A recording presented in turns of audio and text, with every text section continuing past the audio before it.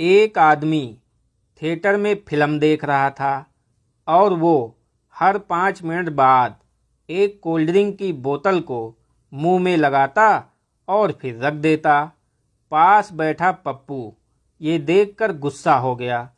उसने बोतल उठाई और एक ही बार में खाली कर दी और स्टाइल में बोला, भाई साहब, कोल्ड ड्रिंक ऐसे पी जाती है। आदमी बोला, भाई साहब, तुमसे किसने कहा कि बोतल में कोल्ड ड्रिंक है?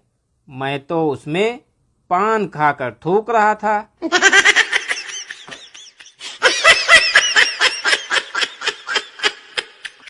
पति, दिन भर सोती रहती हो। पत्नी, अब मैं आराम भी ना करूं? पति, उठो, चाय बना दो जल्दी से। पत्नी, खुद बना लो ना। पति, मेरे सर में दर्द है।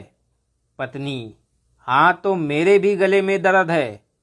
पति, ठीक है, तुम मेरा सर दबा दो और मैं तुम्हारा गला दबा देता हूँ।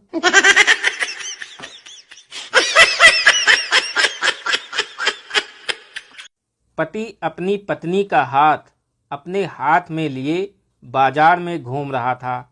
तभी रास्ते में उसका दोस्त मिला। दोस्त बोला, क्या बात है यार,